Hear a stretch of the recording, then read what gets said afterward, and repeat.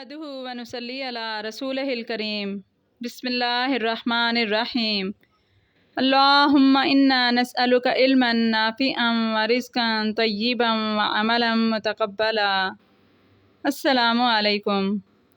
قال اللہ تعالی ومن اللیل فتہجد بہ نافلۃ لک عسیٰ ان یبعثک ربک مقاما محمودا۔ اللہ تعالیٰ نے اپنے رسول صلی اللہ علیہ وآلہ وسلم سے خطاب فرمایا، اور رات کے بعض حصے میں بیدار ہو کر تہجد کی نماز پڑھا کریں، جو کہ آپ کے لیے 5 نمازوں کے علاوہ ایک زائد نماز ہے۔ امید ہے کہ اس تہجد پڑھنے کی وجہ سے آپ کے رب آپ کو مقام محمود میں جگہ دیں گے۔ بات تہجد کی ہے تو ذرا محبت سے سنیے گا۔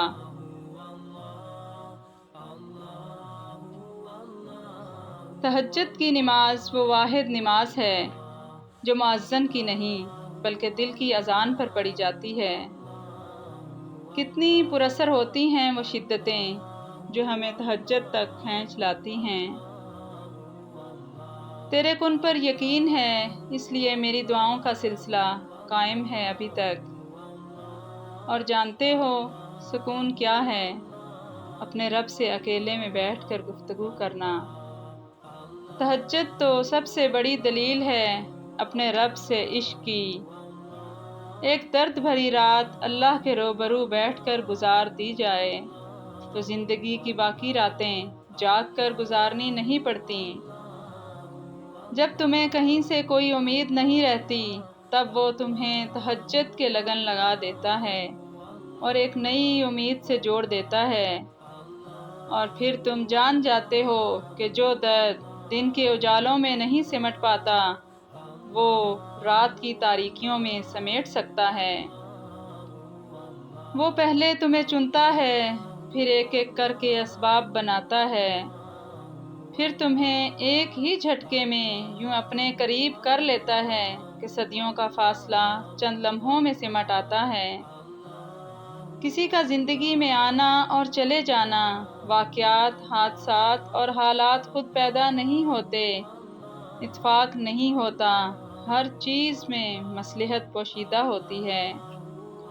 جب تمہیں اس کی طرف خود تم نہیں جاتے تو تمہیں اس کی طرف کھینچ کر بلایا جاتا ہے، تاکہ تم اس افضل پہر میں اٹھ کر اللہ کو منا سکو جس میں مانگی دعائیں کبھی رد نہیں ہو سکتیں۔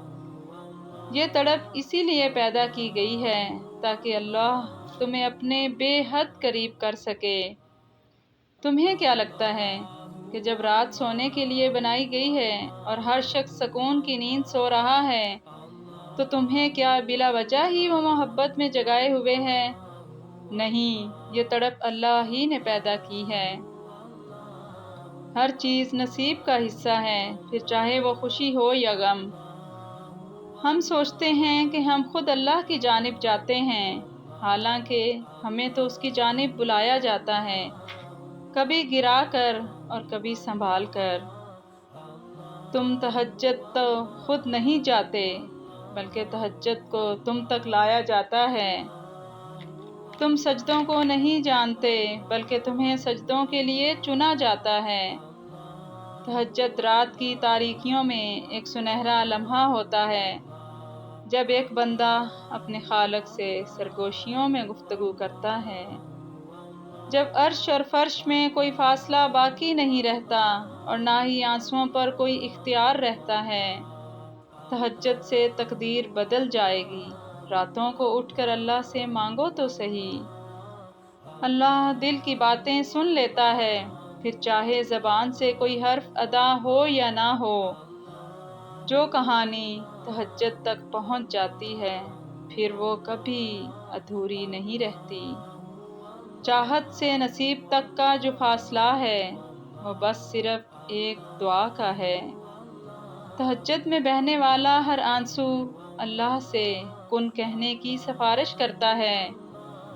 یہ بھی تو ممکن ہے کہ تمہیں جس معجزے کا بے صبری سے انتظار ہے وہ تمہاری ایک آخری دعا کا منتظر ہو۔ وہ اللہ انہی کو دیتا ہے جو اس پر یقین رکھتے ہیں۔ جہاں مایوسی ہو وہاں ہاتھ خالی رہ جاتے ہیں۔ جزاکم اللہ خیرا۔